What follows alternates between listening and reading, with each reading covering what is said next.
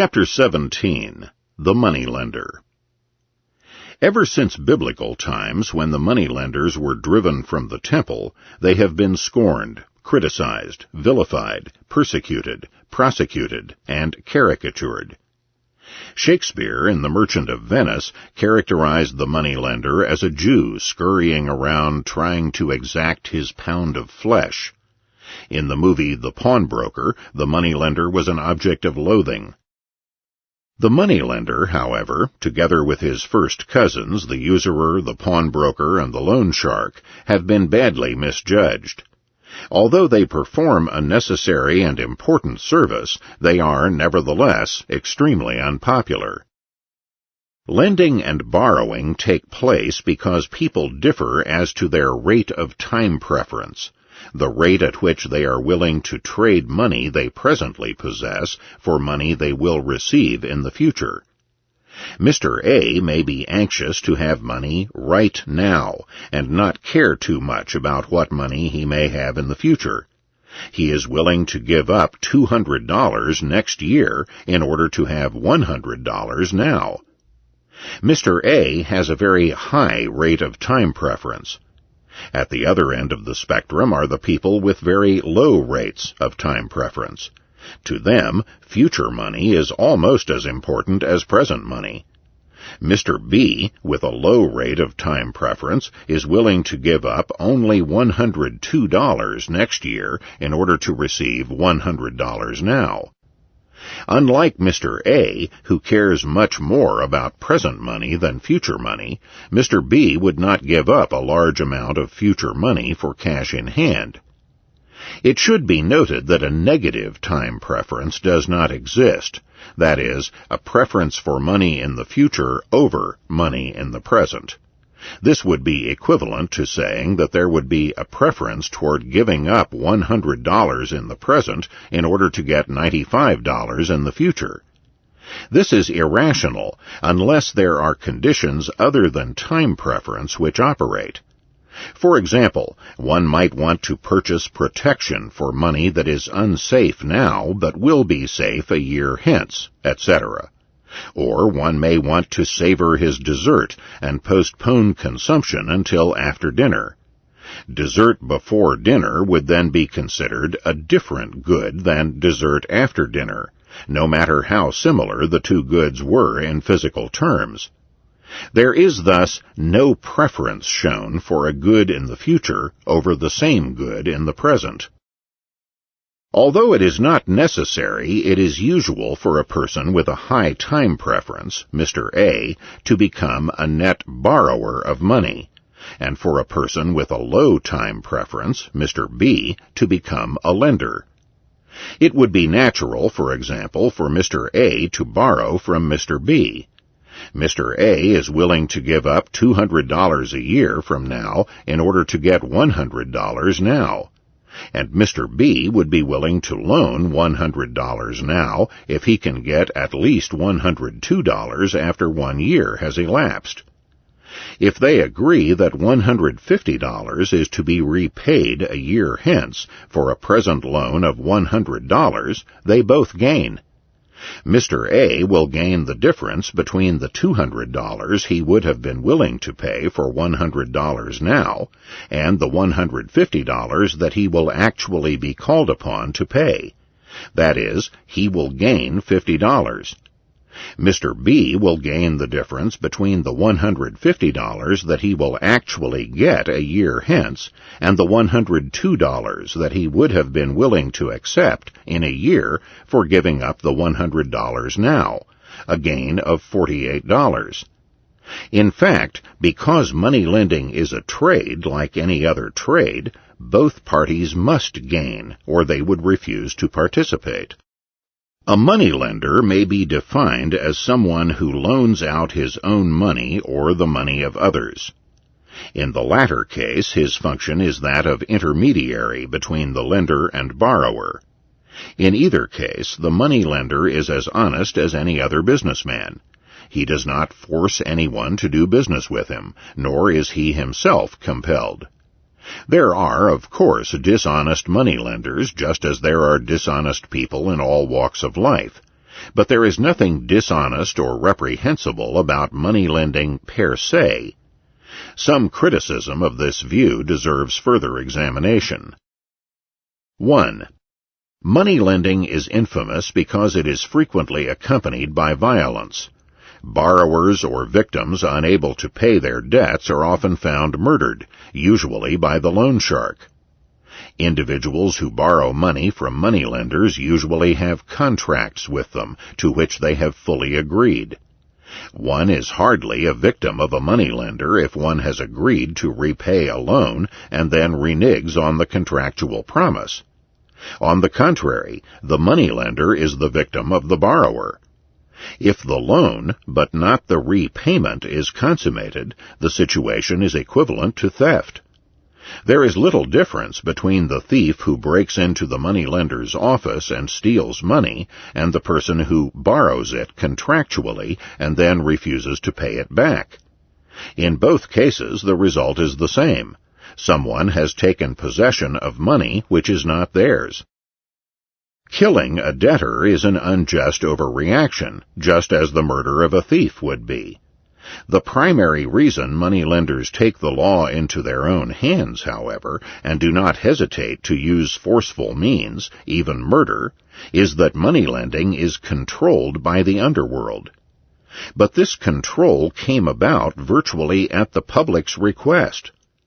When courts refuse to compel debtors to pay their rightful debts, and they prohibit the lending of money at high rates of interest, the underworld steps in. Whenever the government outlaws a commodity for which there are consumers, be it whiskey, drugs, gambling, prostitution, or high-interest loans, the underworld enters the industry that law-abiding entrepreneurs fear to service. There is nothing in whiskey, drugs, gambling, prostitution, or money lending that is intrinsically criminal. It is solely because of a legal prohibition that gangland methods become associated with these fields. 2. Money is sterile and produces nothing by itself. Therefore, any interest charge for its use is exploitative. Moneylenders who charge abnormal interest rates are among the most exploitative people in the economy. They richly deserve the opprobrium they receive. Apart from the ability of money to buy goods and services, having money earlier rather than later provides an escape from the pain of waiting for fulfillment. It fosters a productive investment, which at the end of the loan period, even after paying the interest charge, yields more goods and services than at the beginning. As for the exorbitantly high rates of interest, it should be understood that in a free market, the rate of interest tends to be determined by the time preferences of all the economic actors.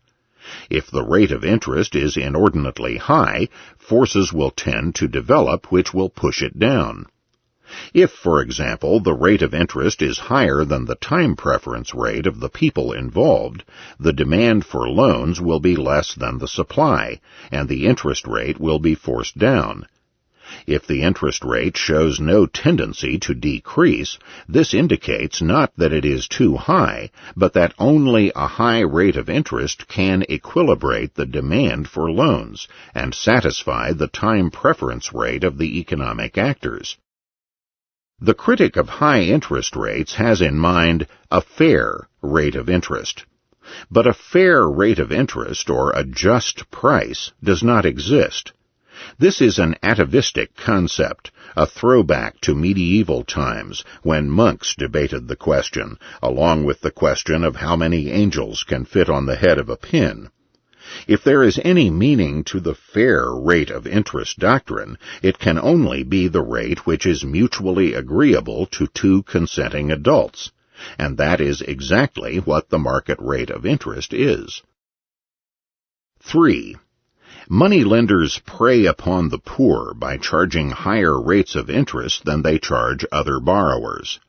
It is a common myth that the rich compose virtually the whole money-lending class, and the poor virtually all the borrowing class.